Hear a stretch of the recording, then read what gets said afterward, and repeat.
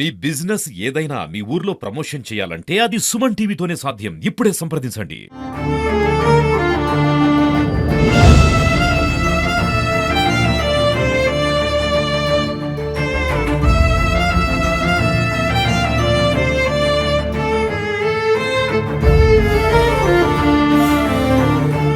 రక్త సంబంధికుల జ్ఞాపకాలు, కట్టుకున్న భార్య కన్నీటి నివారణలు, స్నేహితుల ప్రగాఢ సంతాపాల మధ్య ఏదైతే కులాహంకార హత్యకు బలైపోయిన కృష్ణ అలియాస్ బంటి సంబంధించిన 10వ రోజు వేడుకలైతే జరుగుతా ఉన్నాయి. సంతాప సభ జరుగుతుంది. ప్రస్తుతం మనతో పాటు ఇదే అంశంపై మాట్లాడడానికి కొంతమంది మాల మహానాడు సంబంధించిన నేతలు ఉన్నారు. వారిని అడిగి తెలుసుకుందాం. చెప్పండి, ఏమనిపిస్తుంది అసలు ఈరోజు ఒక నిండు భవిష్యత్తు ఉండాల్సిన ఒక ముత్తైదు ఈరోజు చిన్న వయసులోనే ఆమె పసుపు కుంకుమలు పోగొట్టుకోవాల్సి వచ్చింది. ఏమనిపిస్తుంది మీకు? ఎంత నిన్ను నూరేళ్లు బతకాల్సిన మా మిత్రుడు బంటి, మాల బంటి అనే యువకుడు, అతను ఏదో వృద్ధుడే చనిపోలేదు, ఆర్థిక ఇబ్బందులతో ఆత్మహత్య చేసుకోలేదు, లేకపోతే అతను ఏదో తాగుబోతుడే ఏదో రోడ్ యాక్సిడెంట్లను చనిపోలేదు. అతడు కుల దురంకార హత్యకు బలి కావడం అనేది చాలా బాధాకరం. ఎందుకంటే గొప్ప గొప్ప ఉద్యోగాలలో ఎస్సీలుంటే వాళ్ళ కింద పనిచేసేటోళ్ళు ఉన్నతమైన వర్గాలను అక్కడ సర్దుకుంటుర్రు. ఎస్సీలతోటి దోస్తానం చేయడానికి, వాళ్ళకి ఏదైనా గొడవలు సమస్యలు వచ్చినప్పుడు ఎస్సీలను అడ్డం పెట్టుకుని ఉండడానికి ఎస్సీలు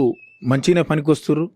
కానీ వాళ్ళ పిల్లని మా ఎస్సీ వాళ్ళు చేసుకునేసరికి, ఇక్కడికి వచ్చేసరికి మాత్రం వాడు తక్కువ కులమోడు, వీడు ఎక్కువ కులమోడు అనే తారతమ్యాలు లేవనెత్తి, ఆ తారతమ్యాలని జీర్ణించుకోలేక వాళ్ళ బ్రతికేదో వాళ్ళని బతకనీయకుండా అతి చిన్న ఏజ్లో నా మిత్రుడు మాలబంటి అనే యువకుడిని హత్య చేయడం చాలా బాధ అనిపిస్తుంది.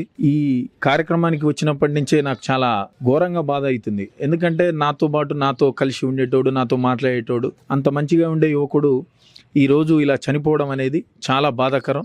దీనిని మేము చాలా ఘోరంగా బాధపడుతున్నాం. ఈ సామాజిక తారతమ్యాలు సమాజాన్ని నుంచి శాశ్వతంగా పోవాలంటే ఎటువంటి చర్యలు తీసుకుంటే బాగుంటుందండి?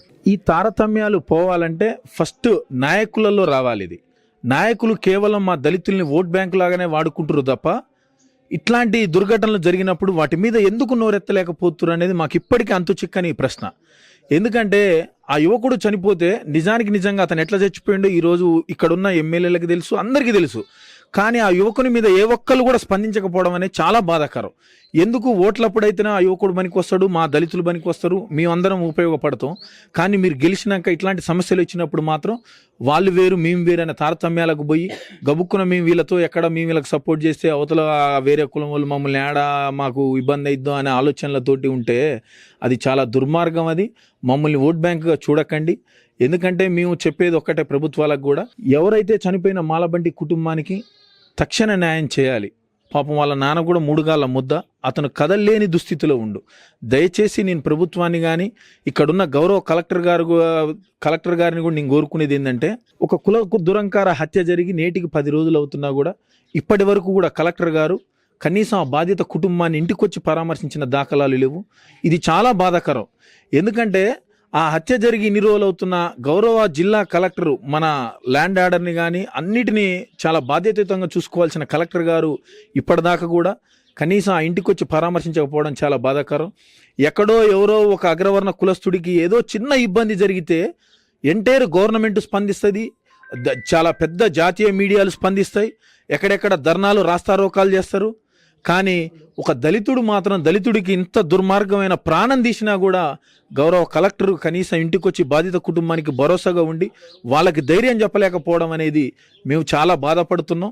ఇప్పటికైనా మా దళితులకి ఇలాంటి దుర్ఘటనలు మళ్ళీ పునరావృతం కాకుండా జిల్లా ఎస్పీ గారు కూడా చాలా గట్టి ప్రతిష్ట చర్యలు తీసుకొని ఆ నిందితులు ఎవరైతే ఉన్నారో వాళ్ళకి కఠిన చట్టాలను, వాళ్ళ సెక్షన్లు అమలు చేసి వాళ్ళకి చాలా భయమయ్యే విధంగా ఇలాంటి దుర్ఘటనలు మళ్ళీ పునరావృతం కాకుండా విధంగా చూడాలని మేము జిల్లా కలెక్టర్ గారిని, ఎస్పీ గారిని కోరుకుంటున్నాం. అంటే ఒక విద్యార్థి సంఘం నాయకునిగా, మాలమహానాడు నాయకునిగా, బంటి స్నేహితునిగా, బంటి కుటుంబానికి మీ సహకారం ఎలా ఉండబోతుంది భవిష్యత్తులో మీ మిత్రుల మందం కూడా ఆలోచిస్తున్నాం. బంటికి తప్పకుండా బంటి పేరు మీద ఏదన్నా ఒకటి స్టార్ట్ చేద్దామనే ఆలోచనలనే మీ అందరి సమిష్టి నిర్ణయంతో మేము ముందుకెళ్ళాలనుకుంటున్నాం. బంటి ఎట్లయితే కుల దురంకార హత్యకు చనిపోయిండో ఇలాంటి హత్యలు కూడా ఇంకెక్కడ జరగకుండా మేమందరం కూడా ఒక ప్రతిష్ట చర్యలు తీసుకొని కొంచెం ఆలోచన విధానంలో మేము కూడా ముందుంటున్నాం. కాబట్టి ముందు కూడా తప్పకుండా బంటి పేరుతోటి కొన్ని సేవా కార్యక్రమాలు కూడా స్టార్ట్ చేయాలనే ఆలోచనతో ఉన్నాం. అవి కొనసాగిస్తాం తప్పకుండా. ఇది బంటి పేరు చరిత్రలో నిలబడిపోయే విధంగా బంటి పేరుతో కొన్ని సేవా కార్యక్రమాలు అయితే భవిష్యత్తులో చేపడుతున్నాము. అదేవిధంగా జిల్లా కలెక్టర్ ఇప్పటివరకు కూడా జిల్లానికి ప్రథమ పౌరుడైన జిల్లా కలెక్టర్ గారు ఇప్పటివరకు కూడా బాధిత కుటుంబాన్ని పరామర్శించకపోవడం బాధాకరమని కూడా వీళ్ళంతా చెబుతా ఉన్నారు. మొత్తంగా అయితే బంటి కుటుంబానికి న్యాయపరంగా ఇంకా ఆర్థిక పరంగా ఏ పరంగానైనా తమ స్నేహితులం ఎప్పుడైనా కూడా ఎల్లప్పుడూ అండగా ఉంటామని వాళ్ళైతే చెప్తా ఉన్నారు.